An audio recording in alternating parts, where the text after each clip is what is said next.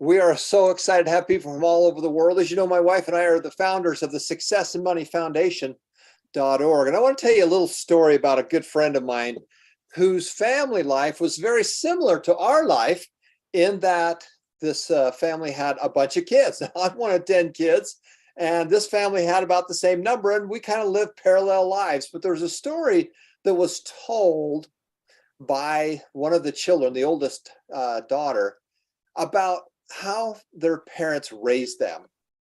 And the question was, how do we change our kids' lives? How do we put them on the right trajectory to make a positive impact in their life?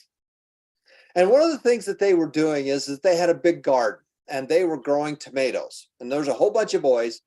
And so they got the boys out, they got the tomato seeds, they started making the garden ready to go. They plowed it, they got it all ready, graded the furrows, planted the seeds.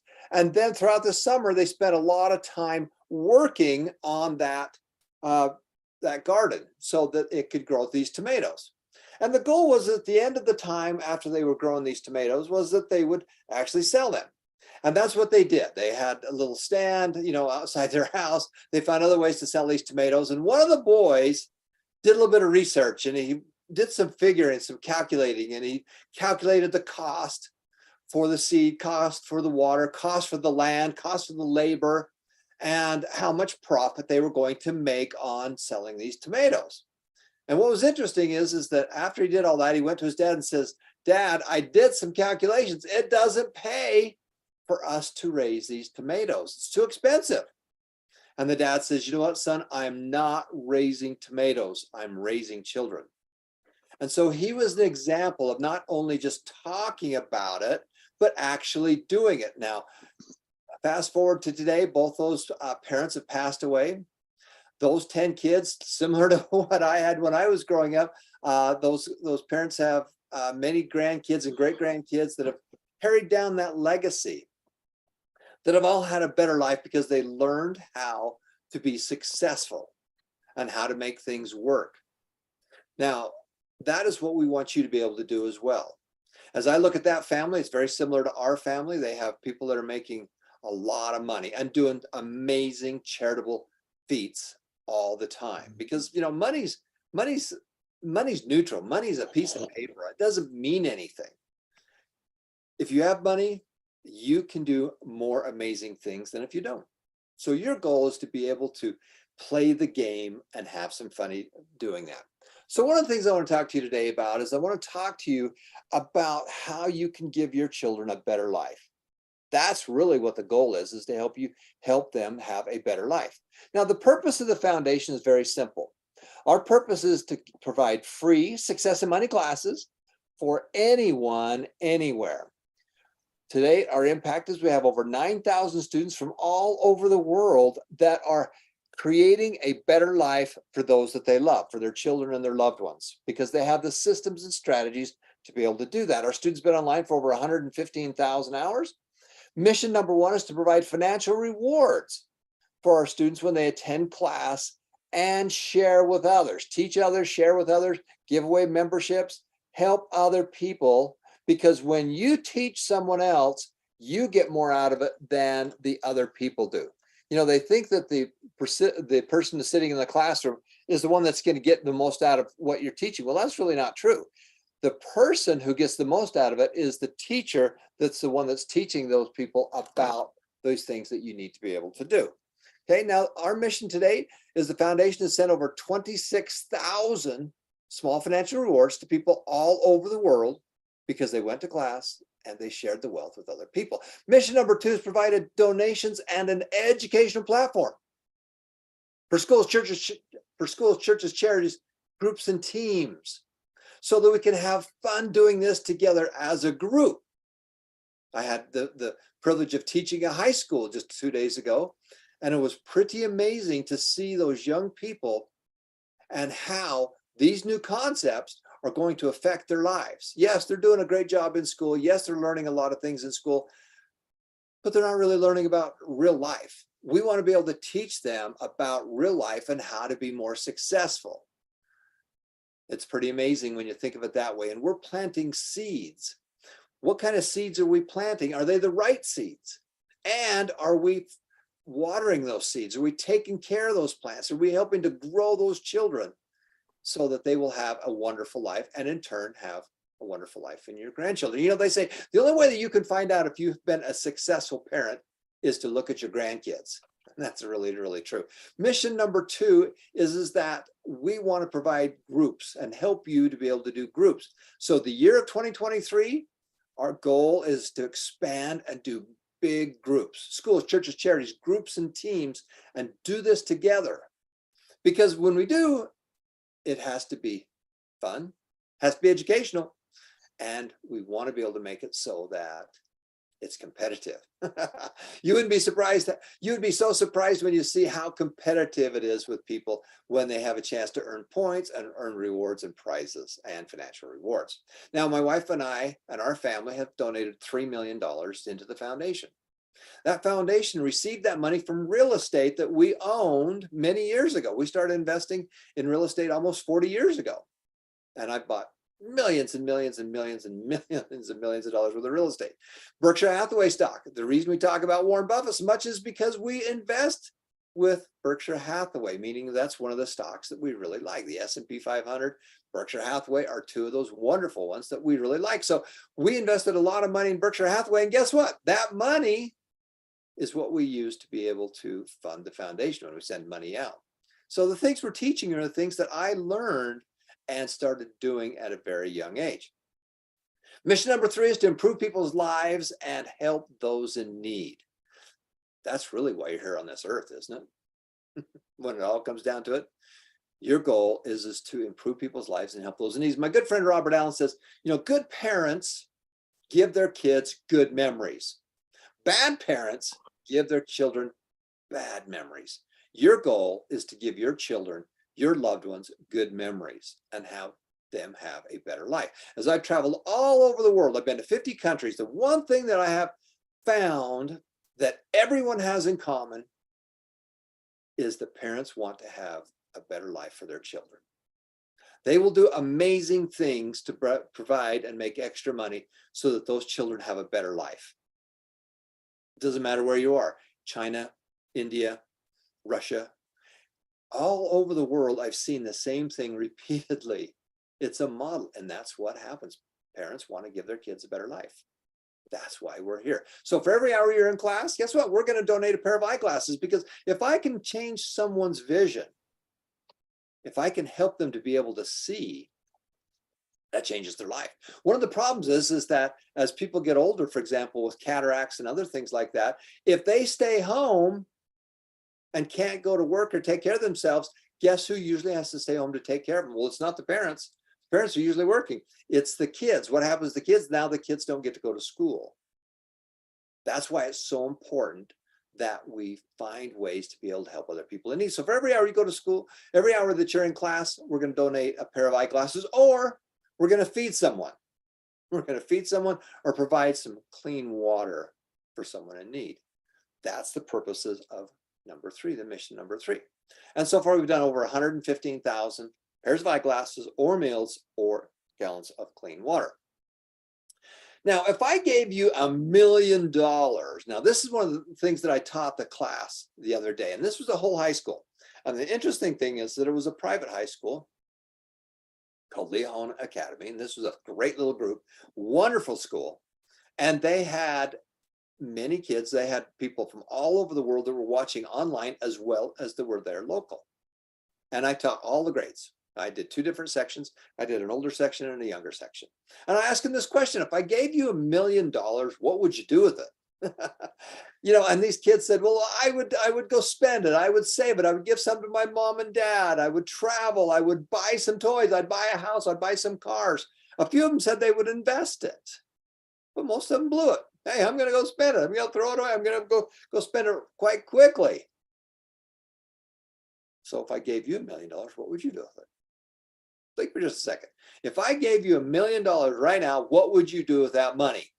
You know, most of you would probably spend it, save it.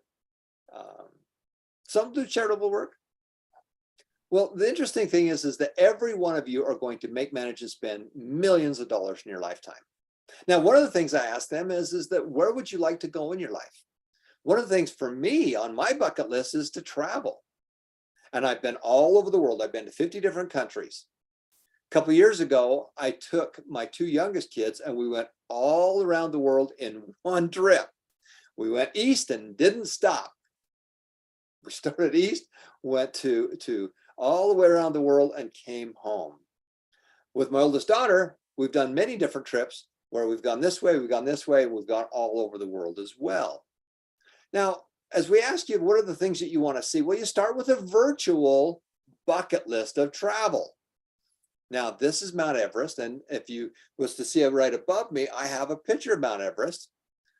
One of the places I wanted to see was Kathmandu and Everest. And to get there, you need to go to Nepal or Tibet. So Everest divides two countries, Nepal and China, mostly in Tibet in the one area, and Kathmandu. And one of the things I wanted to do with my kids is I wanted to give them good memories. Good parents give their kids good memories. Bad parents give their kids bad memories. How do we give our kids good memories? Well, you do wonderful things with them. And there we are taking an airplane that we zoomed right by all these beautiful mountains, incredible mountains, the largest mountains in the world.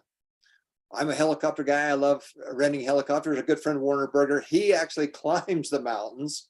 I take helicopters because Warner's a heck of a lot better shape than I am. Where else do you want to go in your life? What are the other things you want to do? Well, and again, you can do this in a much smaller fashion. You start by taking a virtual vacation.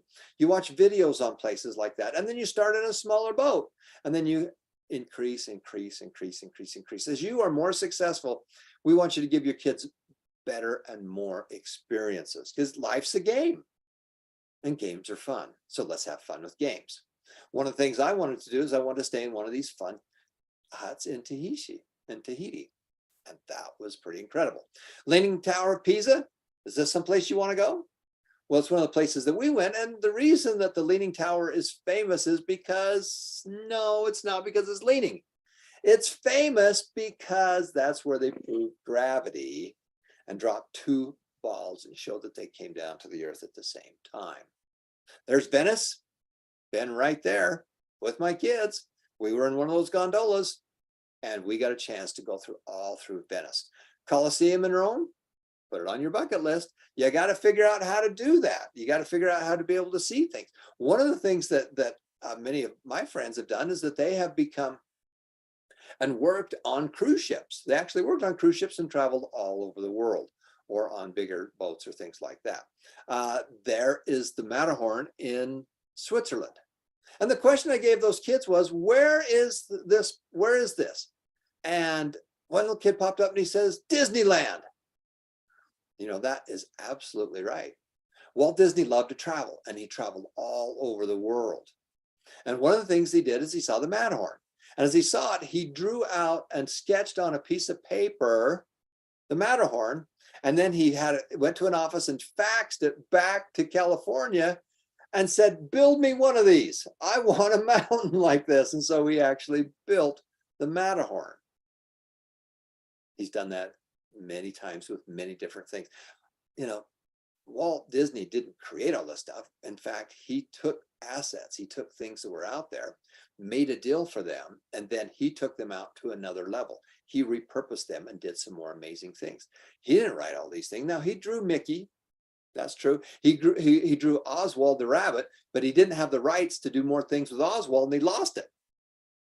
Walt had many failures. And he says, one of the best things you can have in your life when you're young is some good failures, because you can learn from them. And he had a bankruptcy. It's okay to fail as long as you're failing forward, as long as you're failing fast, as long as you're learning what works and doesn't work, because many times you just have to pick the best decision that you can make with the information you have. I've made colossal mistakes in my life. But as I look back on it and I say, would I have made that decision the same way again today? With the information that I had, I would have made the same decision. Now, what did I learn going forward? Get more information. try to dig deeper, find out more angles to help you justify either if you stay in an investment or get out of investment, if you stay in a business or change the business. And remember, business is fun. Business is a game, and games are fun. So he did an amazing things, and he and Roy built a company that built Disneyland. Steve Jobs did not build the iPhone. Steve Jobs built a company that built the iPhone. Steve Jobs did not build the computer. His friend Steve Wozniak built the computers, but Steve Jobs figured out how to market it.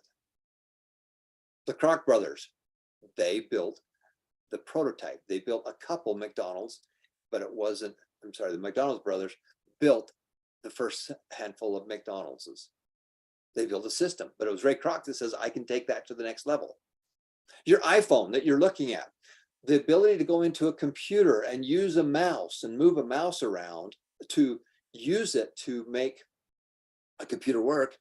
Steve Jobs did not invent that. Apple did not invent that. Xerox, the printing company, invented the mouse. And they invented it with Xerox PARC, P-A-R, I think it's C-P-A-R-C, P-A-R-C, Palo Alto Research Center. And they created, the printing company created what we use as a mouse. And Steve Jobs saw it and he goes, wow. And he made a deal with them to give them Apple stock for him to be able to use the technology. And that's how the mouse came about. That's how Macintoshes came about, using a mouse to go click and point. He didn't create it, but he found something that was great. He made a deal for it, and then he took it to the next level. All right, so we want to keep traveling around the world. Where else do you want to go? Here's the pyramids of Giza. I've been right in that middle one, right in there, where the kings and queens were buried. Well, actually, they were just in a big old tomb. You got to go see the world. Got to go see the world. Disneyland. My especially son loves Disneyland. When we go to Disneyland, my son rides the rides and he has a wonderful time. I look at things and I say, how did Roy do this? Not Walt. Walt did the creative side. The brother Roy was the one that created the systems to pay for it. When they built Disneyland, they had a bid and an estimate of about $1.7 million, under $2 million. But when they started building it, Walt wanted more things and more things and more things and more things. And by the time they were done, they had spent $17 million, 10 times that. But they were smart enough to be able to start advertising Disney when they were building and creating the TV show. They went to the worst station, happened to be NBC at the time. And they made them a deal and they said, but we're going to build all these shows that you can air, but we get to keep the shows and we get to do whatever we want when we're on air. Now, they were one of the best shows that were out there. So NBC said, sure, do whatever you want. And he used that to advertise Disneyland. So when they opened, they call it Black Sunday. There was only supposed to be a very small group of people in Disneyland on that first day. They were filming. They did a live film. They didn't have film at the time. They were shooting it live. And something very interesting happened. Somebody counterfeited the tickets. And there was thousands and thousands and thousands of people that showed up that they weren't expecting. And it was crazy. They were pouring asphalt basically the night before. Some of the asphalt was still wet as women were walking with their high heels. Their high heels would actually sink into the asphalt.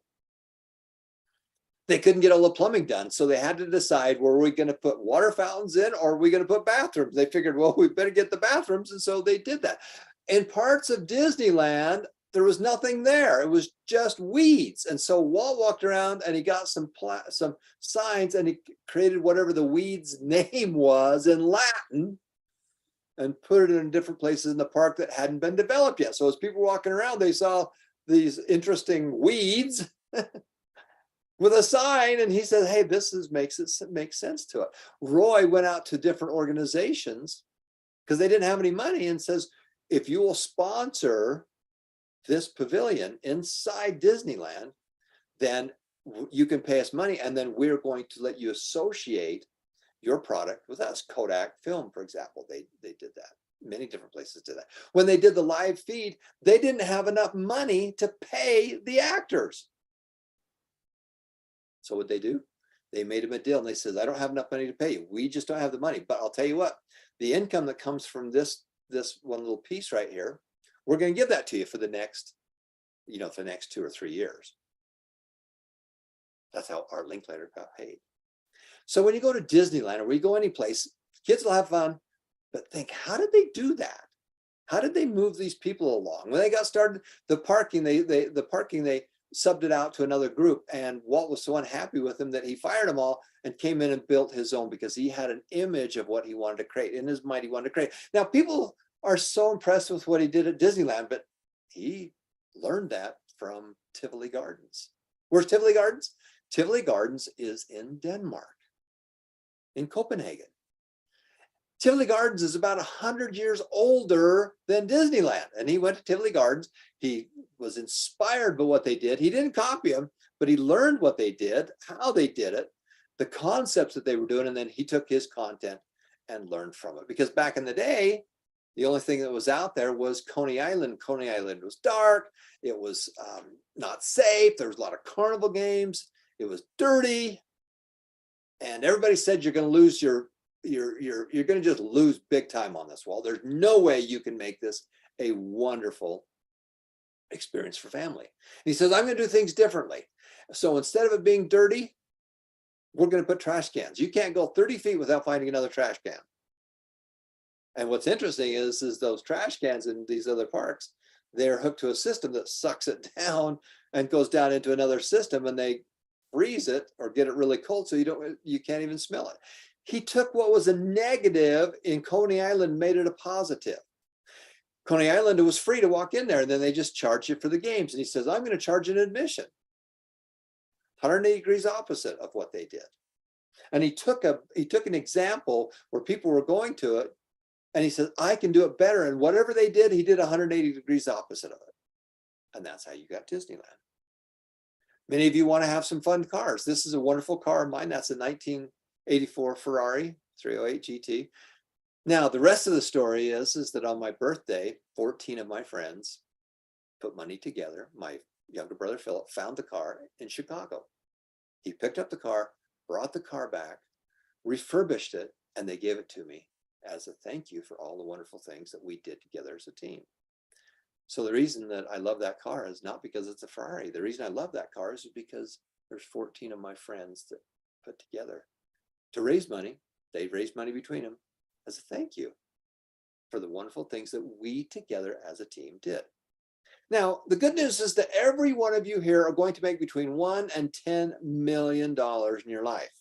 That might be pesos, yuan, whatever it is, all of you are going to make money.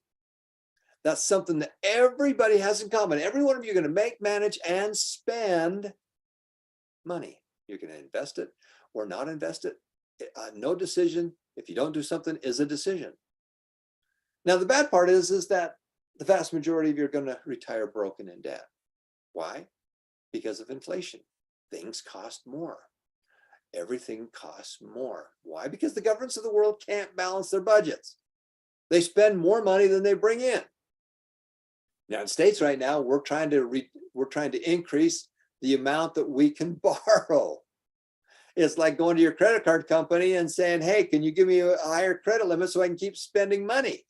Instead of getting a balanced budget. Same money coming in, same money going out. You have to do it. Why doesn't the countries around the world have to do it?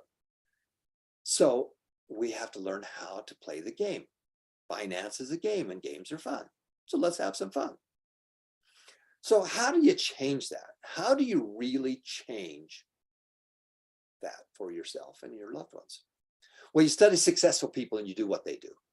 That's very, very simple. You have to study how other people have done it and how you can do the same thing. How did they do it? And then you do the same thing. Now, my father is 4 days older than Warren Buffett, and they have a lot of things in common. They taught us kids, and he taught his kids about money. And not only did he teach them, they actually did it. But even Warren Buffett's had some major failures with his kids. One of his kids received a whole bunch of Berkshire Hathaway stock, and he sold it all so that he could buy and do some music. and he lost the potential of a fortune on it because he sold it. One son took it and bought all kinds of farm equipment instead of finding another way to be able to finance it or make that work. And he says, Dad, why didn't you tell me not to do that? He says, well, you had to make your own decisions. Good parents give their kids good memories. Bad parents give their kids bad memories. Give your kids and your loved ones good memories. So who do we study? We study Steve Jobs. We study Steve Jobs for the better or the worse. You know, Steve Jobs made more money off of Pixar, where they do the animated films and cartoons, than he ever made on it in Apple. And Pixar was a failure until he found another purpose for it. Pixar was a computer company that George Lucas had, who did Raiders of the Lost Ark. And he had this computer company, but the computer company had an idea of doing things from the medical field. And years later, Steve Jobs came in. Lucas wanted to get rid of it because it wasn't making any money. He didn't have time to concentrate on it, and he bought it. And then he put money in it, money into it until they built another purpose. They used that same computer, and instead of doing medical applications, they took it and they did movies with it. And it's all about the story. Study Steve Jobs. He made more money off Pixar than he ever made on Apple. He's famous for Apple, but he made more money off of Pixar. Warren Buffett. How did Warren Buffett do it? Well, he did it as a kid. You know, you ask, you connect the dots going backwards. How did Warren Buffett learn all these things? Well, one, he had a dad that taught him. He had a grandfather that taught him. And he was just curious about it. You wonder, why does he have such a big love for Coca-Cola? Well, when he was a kid, he would go around to the different gas stations. And back in the day, and I remember these very well, they had bottles of drinks. And you'd buy your drink, and then you'd pop the cap off of it. You'd pop the cap off, and it would go down into a little container. And then they would throw those things away. And for one summer, he was just kind of bored, or he wanted to learn something. So he went around all the gas stations and he got all these extra caps. What did he do with those caps? He laid them all out and then he sorted them. And he found out that Coca-Cola sold more drinks because it had more bottle caps than anybody else. Wow. You know, as a teenager, he figured that out. He went to his grandfather and said, you know, I would like to find a way to be able to make a little bit of money. Would you make me a deal on selling Coca-Cola? And back in the day, Coke was selling for a nickel. Okay, talk about inflation. You know, it was just a nickel. And he went to his grandfather and says, will you make me a deal? And he said, sure, I'll make you a deal. How about if I sell you 6 of these for 25 cents? So for 1 quarter, he bought 6 of them. And then he got his wagon, got some ice, put these drinks in, and would just walk up and down the street. And people were outside, it was hot. And they were sitting out on their porch, and he said, would you guys like to buy a Coke? And he'd sell them for a nickel each. So he bought 6 of them for 25 cents, sold them for 30 cents, and made a 5-cent profit. Now you say, well, that's not very much. But on a 25-cent investment, he made 5 cents. You know, if he did that 5 times, he would get all of his money back. He would pay for itself in 5 years, five turns. You get that? And he used those same principles. He was making a 20% rate of return every time he bought a system and went through it. Had no receivables, it was all cash, and he made good money. And it planted the seeds. And all he's done is add zeros after zeros after zeros after zeros after zeros. And commas. So all of these people had a beginning. They didn't just start out famous. They started out as a kid, just like your kids are. They started out with nothing, and they created a game and had some fun with it. Bill Gates, same kind of thing. Bill Gates and Paul Allen were in a school together, and they had access to a computer, but the computer was connected to a mainframe at the university. And they would go in there and start programming it and staying up all night programming, because that's the only time you could get on, because they were charging you by the hour, and the only time that was available was late at night. And so he and Paul Allen started programming it, and they created the software, and they created little businesses and created little software and sold it. And they got into it. But did you know that Microsoft, when IBM came out with the new computer, IBM didn't really have a software program, and they reached out to a guy that Bill Gates knew. He actually connected them. Now, how did IBM get connected with the Gates? Well, it was Bill Gates' mom. Bill Gates' mom was on the different board of directors, and she knew somebody who knew somebody that knew that these people, this IBM was going to, instead of being these big mainframes, was going to do a personal computer. And a connection after a connection after a connection, connect the dots going backwards. Well, they were trying to find this other guy who had the software. And for some reason, he was gone that weekend, or something else didn't happen. And Bill Gates says, I can deliver that software to you. He had an inferior copy of Microsoft DOS, disk operating system. It wasn't a very good system. It didn't work very good. And he went to IBM and made a deal. And instead of selling them the software, he says, I'm going to license this to you, and I'm going to license it to you cheap for almost nothing. And then he went to Seattle Computing and he literally bought the software that he then added to IBM. He didn't own it. He bought it. They bought it for $50,000.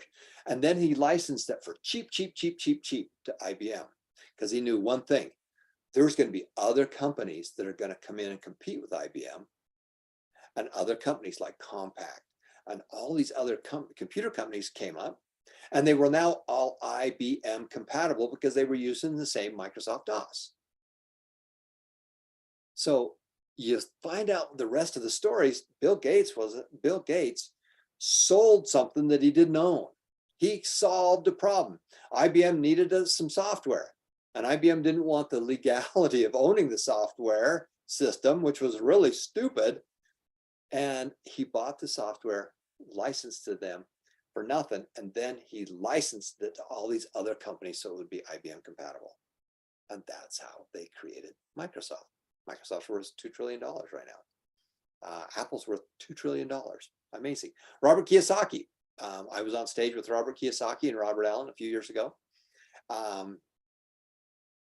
We were in Japan. There were 8,500 people there, and I got a chance to speak. And one of the things I spoke about was my father, because the day I spoke was the anniversary of my father's death. My dad had passed away a few years previous to that.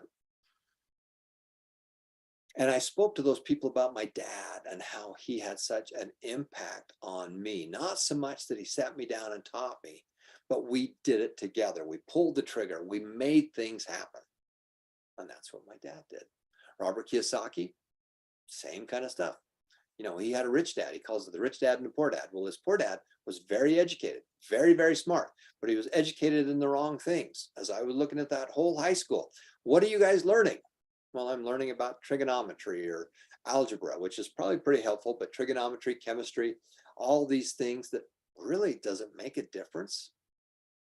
Does it really make a difference? Because one of the things is every one of you have to make a living. You're going to manage to spend millions of dollars. Why aren't we learning about that? Why aren't we learning about solving problems? Why aren't we learning about entrepreneurship, starting small businesses? So Robert Kiyosaki had the same problem. And he had a good friend, a little friend, that dad was into real estate. And he got exposed to the financial side of it through a friend's father. And the father was teaching the son, and he was friends with Robert Kiyosaki. And they became friends, and they did things together. That's how he got exposed. His dad was incredibly smart, but broke because he was playing the wrong game. And Robert Kiyosaki is amazing, the cash flow games, all that stuff. Big fan of Robert's. I spent quite a bit of time with him when we were in Japan. And he's good friends with Robert Allen, who's a good friend of mine and somebody that I worked with for many years. Stephen Covey. There's some wonderful classes on Stephen Covey. Wonderful man.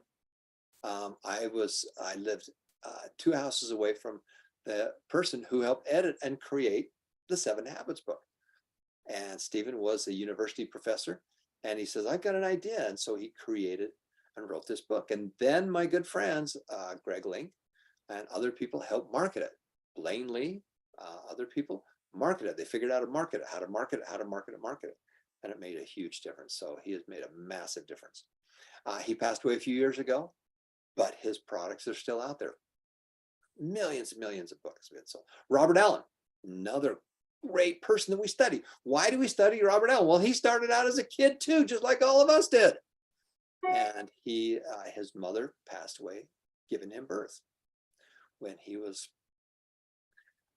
born, he was a bonus baby. We'd call it a bonus baby. He wasn't planning on it. And back in the day, medical wasn't quite as good. And his mother passed away during childbirth. You know, when someone is given childbirth, it's probably one of the closest times that they're to death, because it is so risky. So love your mom. Thank your mom. You know, Robert Allen grew up, and his grandfather and grandmother were ones that helped raise him because his dad was so busy. And his dad was an accountant, and he did okay, but it was his grandfather that owned a little store, and he was an entrepreneur. Where did Robert Allen get the entrepreneurial bug? From his grandfather. And he went to school, and as he was going to school, in the summer times, he would work doing tour guides, because he lived up in this beautiful area of Canada. And he got a chance to take a tour that was going to be gone for a couple of weeks or 10 days or something like that. And nobody else wanted to take him because the tips weren't very good, because they knew that if they only took one group, they'd only get one tip. And if they took smaller groups for a day or 2 days, they'd get more tips. So nobody wanted this group, and so he took them. Well, that happened to be one of the very successful people that was in the Philippines. And afterwards, they took him different places around the world, took him back to the Philippines and other places, and he got exposed to these things. Robert Allen started with nothing. He read a book by William Nickerson that got him thinking about real estate. He went to some seminars. Bob Allen went to other seminars. He learned about it. He learned from others. He had other people mentoring. And then he says, well, you know what, I can do this. I would love to be able to teach this information as well. And then he came up with the book, Nothing Down. Now, Nothing Down was a wonderful seminar. How did I get to know Robert Allen? How did this affect you? Well, you connect the dots going backwards. If Robert Allen would have never read William Nickerson's book, Robert Allen would never got into real estate. If he would have never got into real estate, he would have never written the book Nothing Down. And I would have never gone to the Nothing Down seminar, and I would not have got a chance to meet and work with him. So you connect the dots going backwards. Now, Bob has made a difference in millions and millions of people's lives because he took action and he found a problem. He said, there's people that need to learn how to buy real estate, but they don't have any money. So I'm going to teach you how to do it with Nothing Down. Now, these techniques are not new. These techniques are out there. All kinds of organizations use them. Once you study how people do things, you can see that this is how that they were doing it. And so he created a wonderful book in a seminar. I went to the seminar, and by pure chance and coincidence, he lived in the same town that I was going to the university at. And I went to his office. Doesn't matter, every week trying to get a job, not because I wanted to get a job, but because I wanted to learn. I wanted to be mentored by someone that knew what they were doing. And I learned that from Bob Allen. I got a chance to travel with him. And it wasn't the job I wanted. I wanted to hang out with people who were doing it. And I became friends with Nick Kuhn, who bought and sold over 1,100 houses. And he taught me, and I learned from him, you know, the carrying the guy's bags or taking him somewhere, driving him somewhere. I got a chance to talk to him. And so I would tell him about my deals, and he loves to talk. And so successful people share. They're sharers. They're not these misers that you think they are. Now, there might be a few of them, but really good people share because they love doing what they do and they want to share with others. And he shared with me, and I learned how to do that. Wade Cook, I learned about that. Things I learned from my parents, things I learned from another person. And I would put these things together, and I would come in here because I had a model. Well, how did he do that? Wade Cook flipped properties. He was a flipper. He would find and flip them. And instead of getting his cash, he would get payments. Well, my dad taught me about payments when I was a kid. And so I learned about payments, and I learned about accounts receivable. And later on in my businesses, we financed millions and millions and millions and millions of dollars worth of services. And that made all the difference. We help people get involved that would have not otherwise. Warren Buffett did the same thing. He's learned about those things. One of the biggest things that Warren Buffett does is in the furniture business. They make more money off the financing of the furniture than they do selling the furniture. You probably wouldn't have guessed that. But when they finance it, they make money, and they make money on their money. They make more money on that than they probably make on the product. Mark Victor Hansen, another good friend of mine, did a lot of work with Mark Victor Hansen. He's the guy that did Chicken Soup for the Soul. And he and Jack Canfield put together a book of 101 stories to help people feel better. And the way they did it was they didn't write the stories. They just compiled them. They put them together from other people. And they came up with this book, and they called it Chicken Soup for the Soul. What a silly name. And they went out to their friends and family, and they had all these people submit stories. And then they had all these people read the stories and rate them. And the one stories that got the highest ratings are the ones that got into the book. So of the 101 stories that are in that book, 2, 3, 4, 5 of them might be Jack Canfield's or Mark Victor Hansen's stories. And then they did another one and another one and another one and another one. And they learned how to market, and they learned how to get those books sold. And they've sold hundreds of millions of Chicken Soup for the Soul books.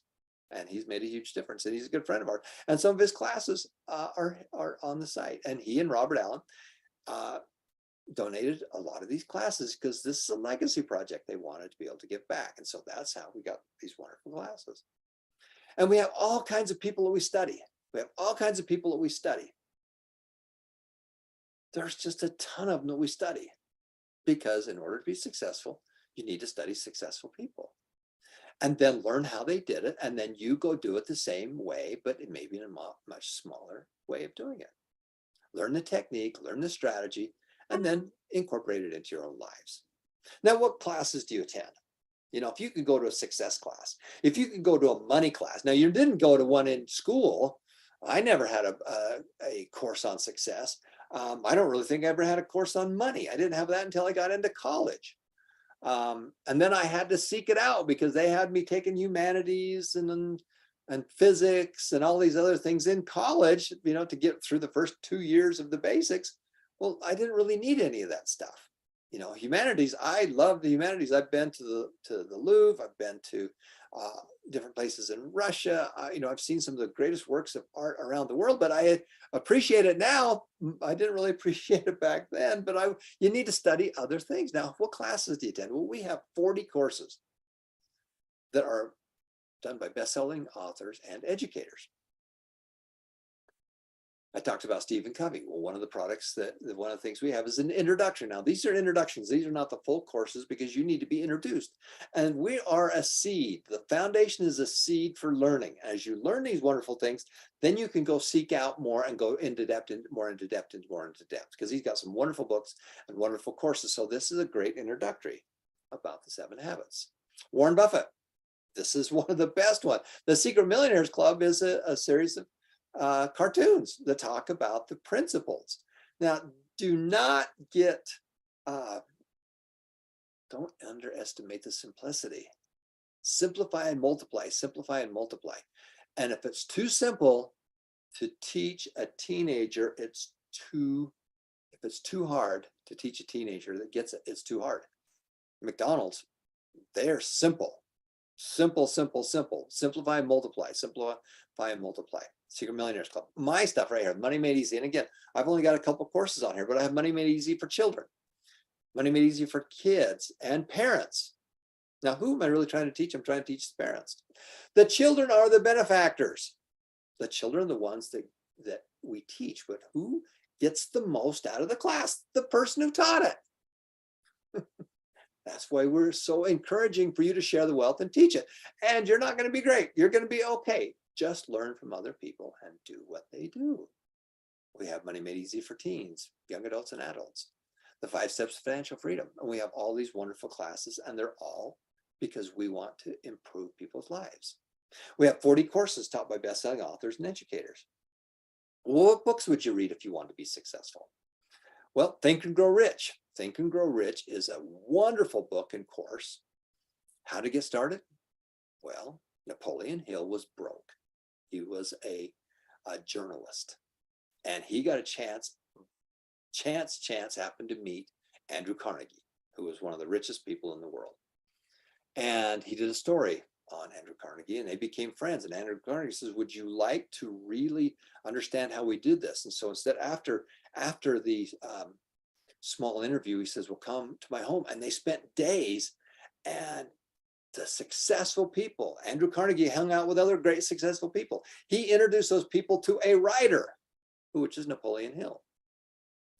And Andrew Carnegie wanted to teach the principles to other people. Napoleon Hill was just a writer. He was a researcher. He wasn't successful.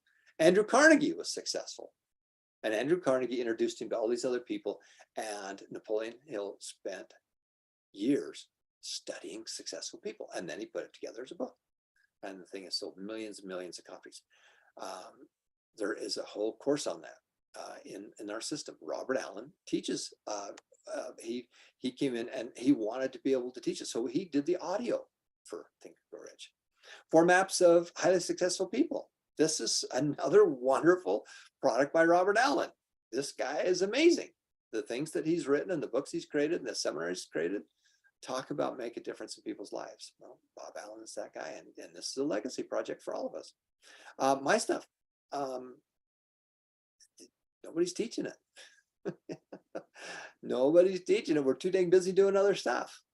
You got to teach the simplicity of it, because as you teach the simplicity of it, you'll learn more and you'll incorporate those things into your own life.